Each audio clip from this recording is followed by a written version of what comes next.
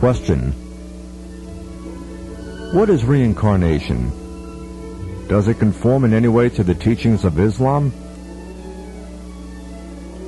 Reincarnation refers to the transmigration of souls, the doctrine that after death the soul moves on to inhabit another body, then die again, and then another body, and so on.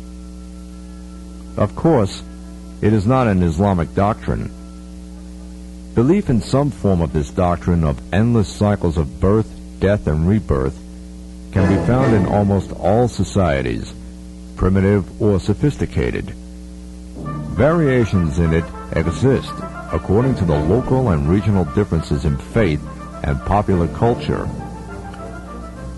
In the most materialistic societies, especially, whose formal culture denies spiritual life, there is almost a fashion for pseudo-religious belief among certain small circles of people who claim, whether as a joke or seriously, it is not clear, that the spirits of the dead wander about, sometimes taking physical form, and can influence the living until they settle into their new bodies. It would be impractical here to go into the details of the different forms and fashions of this doctrine. More worthwhile, perhaps, would be to describe the main substance of it and to see it from the Islamic viewpoint. One argument for the antiquity of the doctrines of reincarnation is the evidence in ancient literature in the tales of metamorphosis. For example, Ovid's colorful extravagancies of that name, in which gods take on human and animal forms, humans take on a diversity of different shapes. But these tales do not constitute a doctrine. The doctrine proper is not to do with simply colorful change of form, but with a belief that an individual soul must pass through every level of creation, every species of life form, animate or inanimate, sentient or insentient. If we reflect upon this, we soon realize that the doctrine is really a strange elaboration on the immortality of the soul. In other words, the kernel of it is in the intuition that the soul is immortal. That kernel is true, the rest is not. The doctrine may also have arisen from the observation of the likeness in physical and other traits between parents and offspring. In other words, the biological phenomena of heredity, perfectly intelligibly explained by the laws of genetics, are given a less intelligible, indeed, own right, irrational explanation by the doctrine of reincarnation.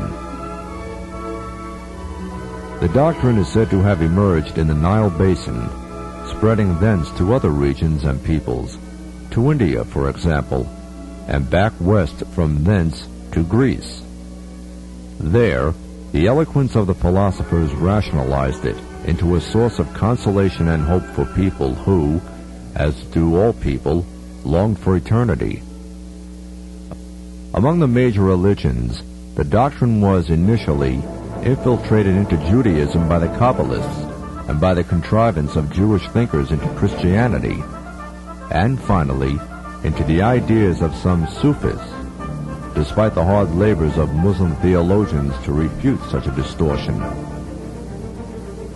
To support it, every apologist for the doctrine put forward some evidence. For instance, the Kabbalists mention the transformation of Niobe, mentioned in the Old Testament, into a marble sculpture, and of the wife of the prophet Lot into a statue made of dust, and others have referred to a literal transformation of Jews into monkeys and pigs.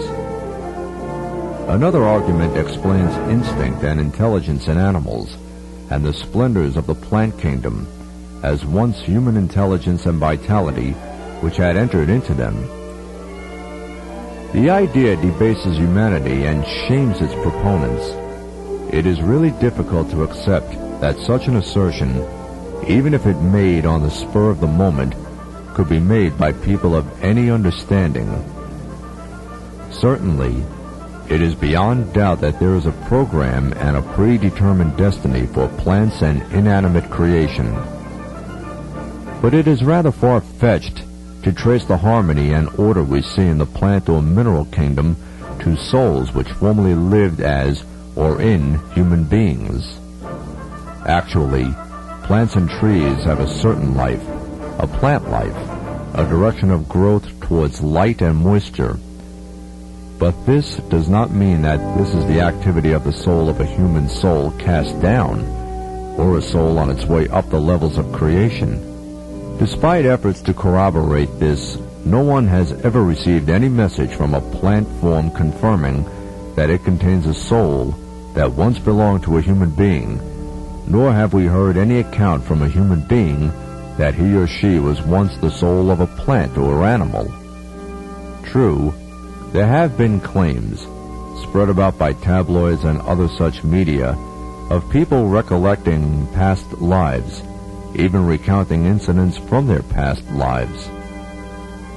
Where these claims are not totally absurd and ridiculous ravings, their substance can easily be explained as recollections of what the individual has seen or read, and then, knowingly or otherwise, elaborated and transformed as in any ordinary human fiction. The fact that Niobe and the wife of the prophet Lot were transformed into sculptures of marble or dust respectively, even if accepted literally, are neither an instance nor evidence of reincarnation. What we have in this case is a transformation of a physical kind. It has nothing to do with transmigration of the soul. As for petrified bodies, that is not an arcane phenomenon. Just such corpses have been found in considerable numbers, preserved by the absolute dryness of volcanic ashes. Pompeii was destroyed by a sudden volcanic eruption and remained buried under the ashes of Vesuvius for hundreds of years. The excavations performed there revealed numerous Niobe-like petrified bodies. In these ruins and in the petrified faces and bodies, so busy in their self-indulgent vices, so secure in their arrogance, we can, if we wish, read the signs of divine wrath and punishment.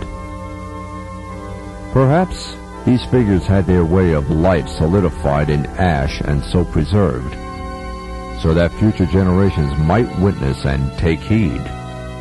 To interpret them as evidence of reincarnation is simply untenable. Belief in reincarnation in Egypt, India, and Greece, developed as a result of distortion of once sound beliefs in the hereafter, and from a longing for the immortality of the soul.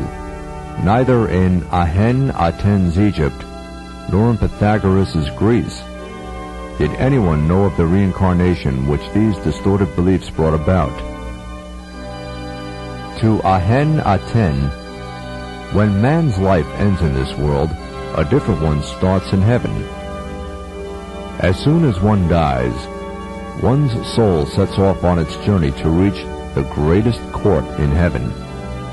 It goes so high that it reaches to the presence of Osiris and hopes to give an account of itself in words like these: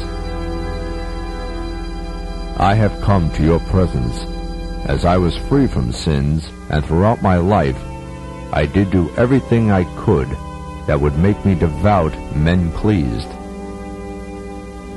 I did not shed blood, nor did I steal. Neither did I make mischief, nor did I mean any. I did not commit any adultery nor fornication whatever.